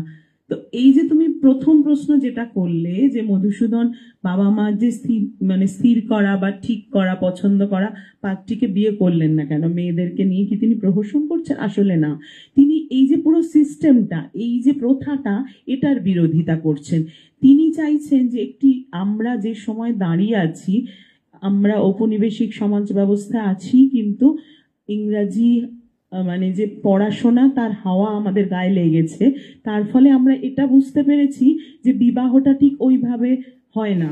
তিনি এটা বিশ্বাস করেন যে একটি মেয়ে সে নিজে পছন্দ করবে তার যে পার্টনার, এবং এই কোর্টশিপটার মধ্যে সেই মেয়েটিরও অংশ থাকবে। একজন পুরুষ এরকম ভাবে একটা কাপড়ের পুটলিকে বিয়ে করে আনবে না। সে হতে পারে সুন্দর, সে হতে পারে অর্থবান পরিবারের মেয়ে, সেটা সেখানে তার কাছে কোনো গ্রহণযোগ্যতা রাখছে না। তিনি সেই বিষয়টাকে মান্যতা দিচ্ছেন যে আমি একটি মেয়েকে পছন্দ করব এবং মেয়েটিও আমাকে পছন্দ করবে এবং দুজনের সহমত হলে তবে বিবাহ হবে। সেটা হিন্দু সমাজে সেই সময়ের তুলনায় অনেক এগিয়ে যাওয়া ভাবনা। সেটা সেই সময় সম্ভব ছিল না যে তিনি একটি মেয়েকে পছন্দ করবার জায়গায় যাবেন, মেয়েটিও তাকে পছন্দ করবে, এই সহমতের ভিত্তিতে একটা বিবাহ হবে। সেটা কি করে হবে? তার জন্য যে মেয়ে ঠিক করা হয়েছে তার বয়স 8 বছর না 9 বছর, সে তো তার তো তখন ঘুম খাওয়া বড় জোশের স্কুলে নার্সারি মানে যেতে পারে। তো সে কি করে স্বামী বিষয়ক একটা বস্তু, কিন্তু সেটাই তো তখন ঘটছে। কিন্তু উনি যেটা চাইছেন সেটা তো তখন ওই আমাদের যে পদ্ধতি জীবনের বা নিয়ম, সেই নিয়মতান্ত্রিকতা নিগড়ে সেটা যাবে না। সেই জন্যই তিনি বিরোধিতা করছেন এবং খ্রিস্ট ধর্ম নিচ্ছেন। এই রেবেকা, এইটা তো সারা জীবন ধরে ওনাকে কষ্ট দিয়েছে, এই যে ছেড়ে আসাটা। এবং হেনরিয়েটার যে পরিস্থিতি ছিল, উনি যদি বিয়ে না করতেন তাহলে আরো খারাপ কিছু হতো। সেই জায়গায় দাঁড়িয়ে হেনরিয়েটার সঙ্গে ওনাকে বাকি জীবনটা কাটাতে হয়েছে এবং শেষ জীবনটা যদি কখনো সুযোগ পাওয়া বড় ভীষণ কষ্টের। মানে দুজনেই দুঘরে অসুস্থ, বিন্দু মাত্র কোনো চিকিৎসার ব্যবস্থা নেই, পথ্য নেই, টাকা শেষ হয়ে গেছে, অথচ একসময় মানে 2 হাতে টাকা উড়িয়েছেন, মানে ধূমপানের জন্য বোধহয় নোট ব্যবহার করতেন, এরমও শোনা যায়। তো সেই জায়গায় দাঁড়িয়ে ওই পরিস্থিতি। তো রেবেকার জন্য ওনার সারা জীবনে যে যন্ত্রণাটা বুকের ভেতর ছিল, যে রেবেকা নিজে কোনো দোষ করেনি কিন্তু তিনি ছেড়ে এসেছেন, সেটা পরিস্থিতির কারণে হলো। আর তার সন্তানদেরও তিনি মানে দায়িত্ব নিলেন না। এই যে কষ্টটা, সেটা একটা, সেই কষ্টটা ওনার লেখার মধ্যে নারীরা যখনই কলম ধরছে বা নারীরা যখন স্বর তাদের বেরোচ্ছে, তখন কিন্তু এই জায়গায় ওই যে হরকামিনী বলেছে না, যেরকম স্বামী থাকলেই বা কি, সেটা হতেই পারে রেবেকার কথা। কারণ রেবেকা যে আর কি বলতে পারেন সেই কথাটা শোনবার জন্য তারা আর মুখোমুখি হননি। কাজে সেটা আমাদের ভেবে নিতে হবে। এবং হয়তো বা মধুসূদন সারা জীবন ধরেই এটা ভেবে গেছেন যে একজন পুরো অন্যায় না করেই তাকে যে তিনি ত্যাগ করেছেন, তার কথাটা কি হতে পারে। এই সংলাপটা বোধহয় অনেক লেখার মধ্যেই কোথাও না কোথাও পরতে পরতে ছড়িয়ে আছে। Thank you. আর কারোর প্রশ্ন আছে? শেষ জীবনে মাইকেল মধুসূদন দত্তের অনুশোচনা এসেছিল কিনা এবং তার লেখনীতে প্রভাব আছে কিনা? তো আপনি যেটা লাস্টে বললেন যে হ্যাঁ, এটা পরবর্তী অংশ কিছুটা আমাদেরকে হিন্টস দিয়েছে ওর মধ্যে, যে ঈশ্বরচন্দ্র বিদ্যাসাগরের সাথে তার খুব সখ্যতা ছিল। কিন্তু আমিও মানে যেটুকু জানি প্রথম দিকে তাদের মধ্যে বৈপরীত্য ছিল কিছুটা। এই বৈপরীত্যটা কি শুধুমাত্র তার লেখা অপছন্দ এই জায়গা থেকে নাকি অন্য কোনো বিষয় ছিল? না না, বৈপরীত্য মানে দুজনের মানে ভাবনা, জীবন যে ধরন, জীবন দর্শনেই বৈপরীত্য। কেননা উনি হচ্ছেন মধুসূদন হচ্ছে বোহেমিয়ান, মানে তিনি তার জীবনকে একেবারে অফুরন্ত ভোগ করবেন, মানে ফেনার মতো উড়বে সবকিছু। আর বিদ্যাসাগর হচ্ছে প্রতিটা ইঞ্চি মেপে জীবনের পদক্ষেপ গ্রহণ করতে চান এবং সেটা ভালোর জন্যই। কর্ণ পরিচয় লেখা থেকে একজন মানুষ, তিনি প্রিন্সিপাল, তিনি প্রাইমার লিখছেন, দরকার কি? কিন্তু আমাদের নেই, বাংলা প্রাইমার নেই। সেই জন্য প্রকাশনা সংস্থা প্রতিটা বিষয় নিয়ে একেবারে মানে সবটা খুব যত্ন করে সাজানো। কাজে দুজনের মধ্যে মানসিকতা বৈশিষ্ট্যে এতটাই পার্থক্য, তাদেরই বন্ধুত্ব হয়। তোমরা জানো না যে আলাদা আলাদা পৃথক মানসিকতার মানুষদেরই তো আকর্ষণ বেশি। এবং সারা জীবন প্রশ্রয় দিয়েছেন বিদ্যাসাগর ভীষণ ভাবে। মানে এরম বলা হতো তাকে, অনেকে এসে বলেছেন যে ওই তো তাকে মদ কেনার টাকা দিলেন, আমাকে দিন, বলছে তুমি একটা মেঘনাথ বধ লিখে দেখাও তো, তোমাকেও দেবো। কাজে আমি তো তাকে মদ খাওয়ার টাকা দিই না, একজন কবির চাহিদা আমি মিটিয়েছি। কিন্তু তারপরেও তো নানা চাপানুতর হয়েছে ব্যক্তিগত স্তরে। বিদ্যাসাগর আর পেরে উঠছেন না তাদের এত অমিত ব্যয়িতার সঙ্গে, তার জীবন ধারণ পদ্ধতির সঙ্গে, তখন তিনি কষ্ট পাচ্ছেন। কাজে এই যে একটা সময় এবং সময়ের তাগিদে দুজনের কাছাকাছি আসা, আবার দূর হয়ে যাওয়া, কিন্তু শ্রদ্ধা বা প্রবল একটা প্রগাঢ় ভালোবাসা দুজনের মধ্যে ছিল। না হলে করুণাসাগর, তুমি বিদ্যাসাগর সারা জীবনের মতো তিনি অক্ষয় করে দিয়ে গেছেন। এবং বিদ্যাসাগর নামের আগে করুণাসাগর এই বিশেষণটা আমরা যে গ্রহণ করে ফেলেছি, সেটা মধুসূদনের দেখানো পথেই। কাজেই একই সময় দাঁড়িয়ে দুটো সূর্য একই আকাশে উঠেছে এবং তাদের বন্ধুত্ব হয়েছে, এটা খুব কমই হয়। আমরা যেমন বিবেকানন্দ আর রবীন্দ্রনাথ নিয়ে কাজ করতে গিয়ে আমি দেখেছি যে দুজনে একই সময় ছিলেন, পরে নিবেদিতা এসেছেন সেই বাড়িতে, কিন্তু অদ্ভুতভাবে দুজনে একেবারেই প্রায় মোলাকাত হচ্ছে না বা দুজনে একই সঙ্গে থাকছেন না, মানে পাশাপাশি। কিন্তু ওদের মধ্যে প্রায় খুবই অল্প সময়ের ব্যবধান, মানে বিদ্যাসাগর 4 বছরের বোধহয় বড় ছিলেন। তো তারপরেও কিন্তু তাদের মধ্যে খুব সুন্দর একটা প্রীতি, সৌহার্দ্য, বন্ধুত্ব ছিল। কিন্তু নানান ঘটনায়, কেননা এটা জানবে সম্পর্ক কখনো একই জায়গায় দাঁড়িয়ে থাকে না, সেটা নানা চড়াই উতরাই আছে। তো তারপরেও আমরা বলবো যে সেটা একটা অমর অক্ষয় হয়েই রয়েছে আর কি। ঠিক আছে, আর তোমার কবিতা খুব সুন্দর হয়েছে।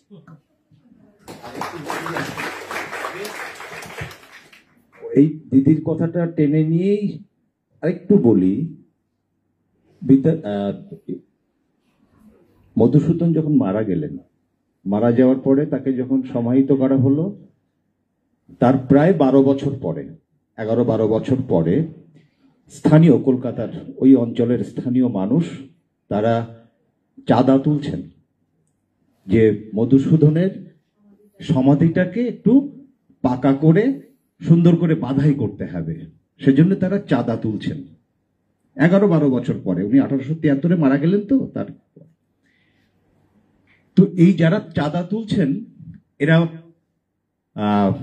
বিদ্যাসাগরের কাছেও গেছেন, বিদ্যাসাগরের বন্ধু, বিদ্যাসাগর তাকে খুব ভালোবাসতেন, গেছেন। তাদেরকে তিনি বলছেন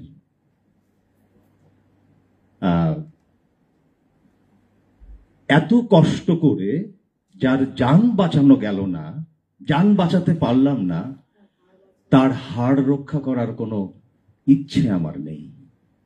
এই কথাটার ভেতর দিয়েই দুজনের সম্পর্কের রসায়নটা বোঝা যায়। আমি এটাই আর কি।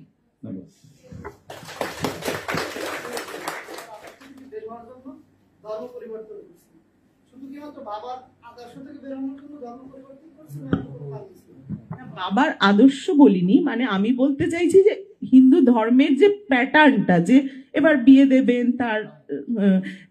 তার যে নিজস্ব, এবার যেরকম হয় আর কি, একটা বাড়িতে তার যে পৈতৃক সম্পত্তি দেখাশোনা করবে ছেলে, তার জমিদার, পরে ইয়েতে থাকবে, তার সম্পত্তি সব ছেলে পাবে, বিবাহ হবে, সংসার করবে, আর 5টা যেমন জীবন হয়। কিন্তু উনি তো সেই কাঠামোতে থাকার মানুষ নন। কাজে ওনার মধ্যে তো একটা প্রগতিশীল ভাবনা, আধুনিকতার ভাবনা, ইয়ং বেঙ্গল দলের ভাবনা, হিন্দু কলেজে পড়ছেন, ডিরোজিও ছাত্র, নানা রকমের বিরোধিতার কথা ভাবছেন, এবং হিন্দুদের অনেক যে প্রগতি বিরোধী বিষয় ছিল সেটার জন্য যদি আন্দোলন করতে হয় তাহলে আর ওখানে কোনো দাঁড়িয়ে কথা বললে হবে না। তো সেই জন্যই তিনি ওই প্রগতিশীলতার কথা বা ধর্মান্ধতার বিরোধী কথা বলতে গিয়ে তখন খ্রিস্ট ধর্ম নেওয়াটাকে মানে জরুরি বলে মনে করছেন। এটার জন্য এমন নয় যে খ্রিস্ট ধর্মকে তিনি, আগেও বললাম যে ভক্তিভাবে গদগদ, একদমই নয়। ওটা একটা বিদ্রোহেরই অভিজ্ঞান, মানে একটা চিহ্ন, স্মারক, যে আমি তোমাকে বিদ্রোহ ঘোষণা করলাম এইভাবে, একটা কোনো কিছু চিহ্ন দিয়ে তো ব্যাপারটাকে দেখে দিতে হবে। তো সেটাই করলেন। সেখানে বাবার ওই বিষয়টাও তো একটা অংশ, যে তিনি বিবাহ দিতে চাইছেন একটি মেয়ের সঙ্গে যাকে তিনি চেনেন না, একটা কাপড়ের পুটলি, গৌরদাস বলছেন যে সে মেয়েটি দেখতেও খুব সুন্দর ছিল, তাতে তো তার কিছু এসে যায় না। তিনি তো পুরো প্রসিডিওরটাকেই একদম ডিসকার্ড করছেন, একেবারে অস্বীকার করতে চাইছেন। সেখানে ওই ব্যাপারটা তো আর কিছু মানে রাখছে না। ঠিক আছে,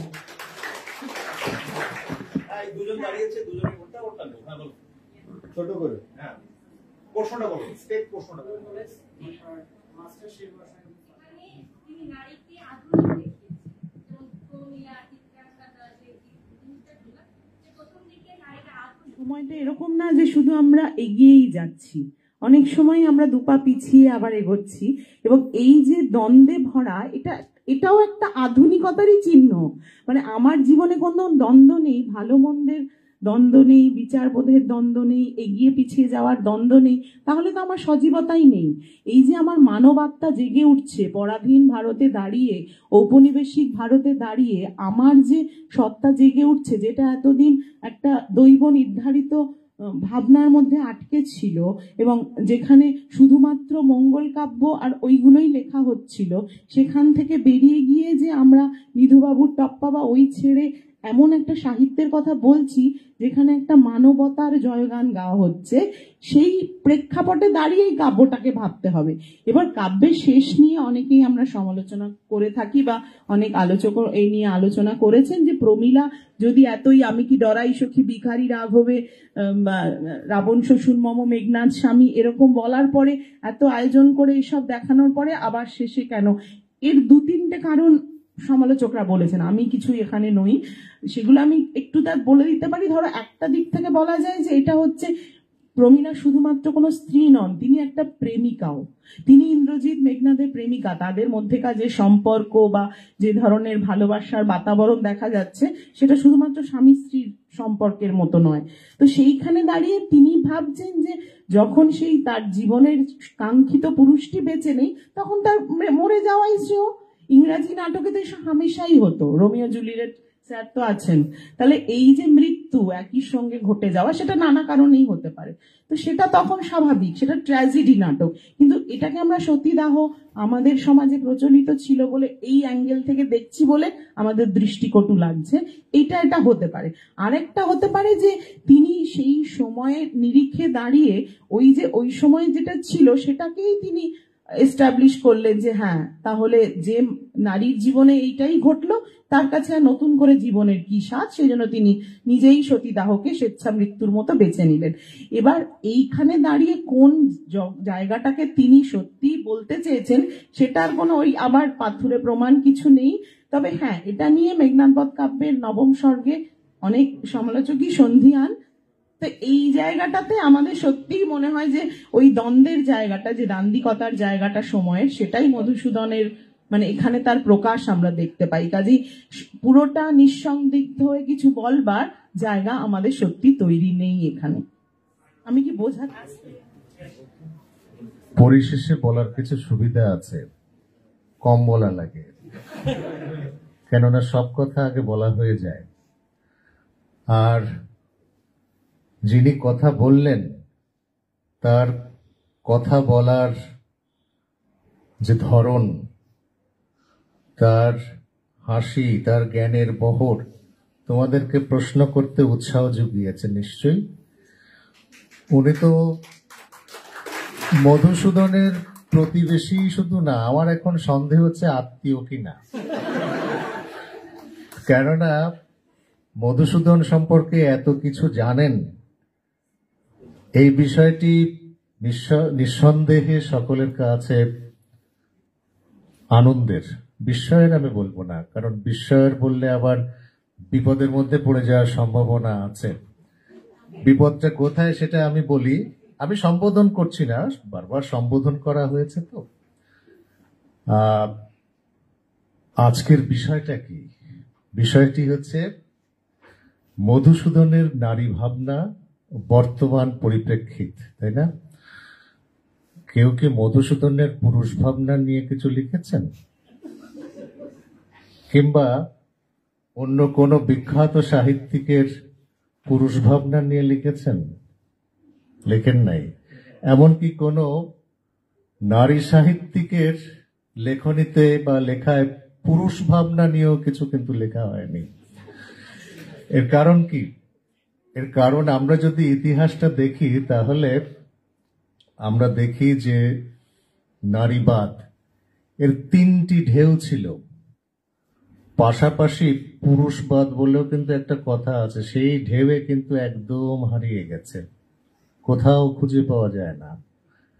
নারীবাদের প্রথম ঢেউটা উঠেছিল 1848 সালে সেনেকা কনভেনশনের। এরপর 1914 সালে ম্যাসকুলিজম বা ম্যাসকুলিনিজম বলে একটি প্রতর্ক কিন্তু আমাদের সামনে এসেছিল, এবং সেই প্রতর্কটি চালু করেছিলেন যিনি, শার্লট পারকিন্স গিলম্যান। তিনি আমেরিকাতে একটা সিরিজ অফ লেকচার্স, একটা ধারাবাহিক বক্তৃতাতে তিনি এই প্রতর্কটির ধারণা নিয়ে এসেছিলেন। কিন্তু এরপর আবার 1960 থেকে 80, 90 থেকে 2000 নারীবাদের যে বড় বড় ঢেউগুলো এলো, ওর মাঝে ওটা একেবারে ডুবে প্রাণ হারিয়ে ফেলেছে, যে কারণে পুরুষবাদ নিয়েও কোনো কথা হয় না, আর পুরুষ ভাবনা নিয়েও কোনো কথা হয় না। এখন প্রশ্ন হচ্ছে যে মধুসূদনের নারী ভাবনা, মধুসূদন ওই যে একটি মেয়ে প্রশ্ন করলো না যে উনি বাবা মার নির্দেশ বা তাদের প্রত্যাশাকে প্রত্যাখ্যান করে যে কাজটি করেছিলেন, এটা কি আসলে এটা তার একটা প্রবল ইচ্ছা বা আকাঙ্ক্ষা ছিল যে উনি ইংরেজদের মতো হবেন, এবং সেই সময়টাতেই তার বাংলা সাহিত্য বা অন্যান্য কোনো কিছু সম্পর্কে তেমন কোনো শ্রদ্ধার প্রকাশ আমরা দেখতে পাই না, যে কারণে লেখাটা শুরুও হয়েছিল ইংরেজি দিয়ে। এবং আজকে এখানে অবশ্য একটি ভুল তথ্য প্রথম যে প্রবন্ধ সেখানে প্রকাশ করা হয়েছে সেটি হচ্ছে যে মধুসূদন 24 বছর বয়সে লেখা শুরু করেননি, তিনি 17 বছর বয়সে লেখা শুরু করেছিলেন, এবং 17 বছর বয়সে তিনি ইংরেজিতেই লেখা শুরু করেছিলেন, এবং সেটা 1841 সালে। এবং তারপরে দেখা যাচ্ছে যে 1842 সালে তিনি কিং পৌরাস বা পুরু সেটা নিয়ে তাকে নিয়ে একটা কবিতা লিখছেন। তো সুতরাং ওই তথ্যটি সঠিক নয়। আবার আরো একটি তথ্য ওখানে দেয়া হয়েছে যে জীবনের প্রথম 34 বছর বাংলা লেখেননি। আসলে ওইভাবে কাউন্ট করলে তো হবে না, ওইভাবে করলে, কারণ একটা লোক তো জন্মের 1 বছর পর থেকে লেখে না। তিনি 17 বছর বয়স থেকে যদি লেখা শুরু করে থাকেন তাহলে আমরা দেখতে পাই যে প্রথম 17 বছর কিছু লেখেন নাই, বাংলা লেখেন নাই। 17 বছর তিনি বাংলায় কিছু লেখেন নাই। তথ্যগুলো সম্পর্কে আমাদের একটু পরিষ্কার হতে হবে। এখন প্রশ্ন হচ্ছে যে মধুসূদন যখন লেখালেখি করছেন, নারীবাদের ধারণাটা কিন্তু তার আরো আগে, মেরি উলস্টোনক্রাফট, সেই ধারণাটা তিনি যে বইটি লিখেছিলেন সেটা কি, the vindication of the right of women, এটা 1792 সালে লেখা। এরপর জন স্টুয়ার্ট মিলের দ্য সাবজেকশন অফ উইমেন কত সালে লেখা? 1869। তখন মধুসূদনের বয়স 45 হয়ে গেছে। আমরা কি দাবি করে বলতে পারি তিনি জন স্টুয়ার্ট মিল পড়েননি? কারণ যা ইংরেজি সাহিত্য সম্পর্কে যার প্রবল আগ্রহ, পড়াশুনোর যার যে গভীরতা, যে বহর, আমরা কি বলতে পারি দাবি করে যে তিনি পড়েননি? আমরা কি এও দাবি করে বলতে পারি যে মার্গারেট ফুলার তিনি পড়েননি? সুতরাং তার চৈতন্যের মধ্যে এই যে ভাবনাটি, এটি নানাভাবেই কিন্তু প্রথিত হওয়া সম্ভব ছিল। এখানে যে দান্দিকতার কথাগুলো এসছে না, তার বন্ধু বিদ্যাসাগরের কথা বলা হচ্ছে না, মধুসূদন বলছেন যে তোমরা নারীদের দিয়ে নাটক করাও, আমি নাটক লিখে দেব। সেই বিদ্যাসাগরী ঠাকুর বাড়িতে নারী চরিত্র, নারীরা মঞ্চায়িত করছে দেখে তিনি চলে এসছেন উঠে, এবং বলছেন যে নারীদের দিয়ে নারীদের চরিত্র চিত্রায়ন এবং সেই অভিনয় দেখা এটা অনেকটা গণিকালয়ে যাওয়ার সমান। দান্দিকতাগুলো কোথায়? একই সময়ের মানুষ, এইগুলো বুঝতে হবে। কিন্তু সেই বিদ্যাসাগর কি অসাধারণ সংস্কার সাধন করছেন, তাই না? তিনি বিধবা বিবাহের মতো বিষয়গুলো নিয়ে কিভাবে সেই একাই, মানে সবকিছু নিজের বুকে সমস্ত আঘাত সয়ে তিনি এগোচ্ছেন। তো এই যে মানুষের মধ্যে কোথায় যেন একটা সংকট আছে, কোথায় যেন একটা দ্বন্দ্ব আছে, যেটিকে হয়তো কখনো কখনো আমরা যুক্তি দিয়ে ঠিক আমরা বোঝাতে পারি না। কেননা এমন প্রগতি ভাবনার মানুষ কেন নাটক নিয়ে এমন ভাবনা ভাববেন, তাই না? এর আসলে ব্যাখ্যা কি? আবার এই যে কোন প্রসঙ্গে আসলো না যে নারীর অবলা, তাই না? ওরে সর্বনাশ, নারী নির্বল, এই কথা বলার বল অন্তত আমার এখানে দাঁড়িয়ে আমার হবে না। কেননা কতটা সবল সেটার প্রমাণ কিছুক্ষণ আগেই তো পাওয়া গেছে, তাই না? কিন্তু একসময় পুরুষেরা মনে করতেন যে তারা এই অবলাদের পাশে আছেন। দ্বারকানাথ গাঙ্গুলি 1869 সালে একটা পত্রিকা বের করেছিলেন, তার নাম ছিল কি, অবলা বান্ধব। কি ভয়ঙ্কর নাম, তাই না? অর্থাৎ এর মধ্যেও কি এমন একটি ভাবনা পুরুষের কাজ করেছে কিনা যে আমরা করুণা করছি, আমরা অবলার পাশে আছি, তাই না? যারা সবল নয় তাদের পাশে আছি। তো অনেক আসলে গবেষণা বলি, আলোচনা বলি, সমালোচনা বলি, প্রতর্ক নির্মাণ বলি, যাই বলি না কেন, এটি তো একটি ধারাবাহিক পদ্ধতি। যেটি আজকে আছে, কালকে সেটি আমার কাছে অন্যরকম মনে হতে পারে। এত ট্রাজেডি বলছেন, আমার তো মনে হয় আগামী দিনে কোনো ট্রাজেডি আর লেখা হবে না। এখন তো ছেলে মেয়েরা ব্রেকআপ উদযাপন করে, কি করে ট্রাজেডি লেখা হবে? কি যেন একটা ফোড়ন কাটলেন যেন ইংরেজির ম্যাডাম, তো বুঝলাম না আর কি। তো যাই হোক, ওটাই ট্রাজেডি, তাই না? যাকে ট্রাজেডির একটা নতুন সংজ্ঞা পাওয়া যাচ্ছে তাহলে। সেপারেশন উদযাপন, সেপারেশন তো হচ্ছে, কিন্তু সেপারেশন উদযাপনকে কি আমরা ট্রাজেডির অংশ হিসেবে বিবেচনা করতে পারি কি না?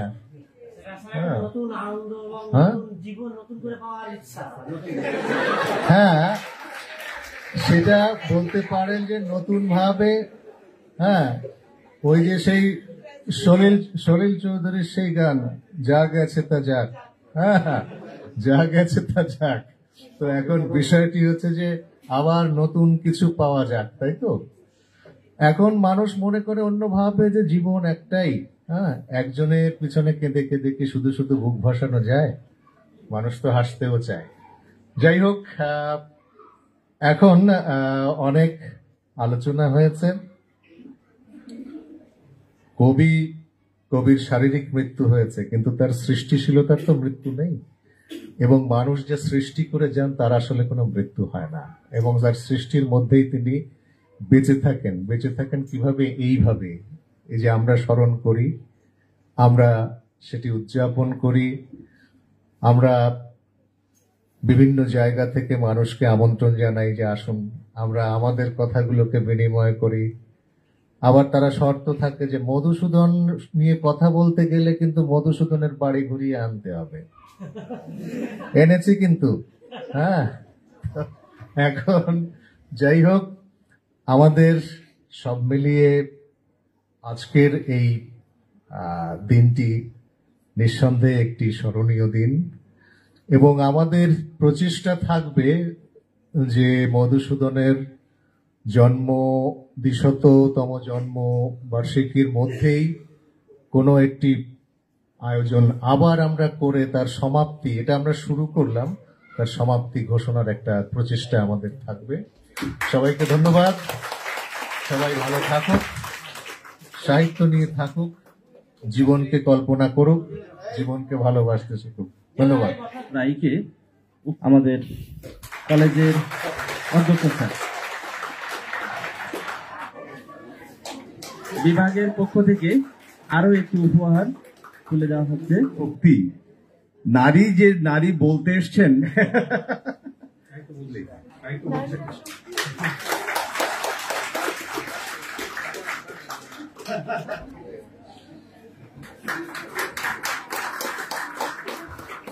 ব্যাপারটা হচ্ছে শুধু তো নিলে হবে না, কিছু তো দিতেও হবে। হ্যাঁ, তা এখন এই দেওয়া নেওয়া আর কি। তো এখন ডক্টর সোমাভদ্র রায় তাঁর লেখা 4টি গ্রন্থ তিনি অধ্যক্ষ মহোদয়ের হাতে তুলে দিচ্ছেন আর কি। তো আমাদের আজকের যে প্রথম দিনের দিনব্যাপী যে কর্মসূচি আমরা শেষ করছি।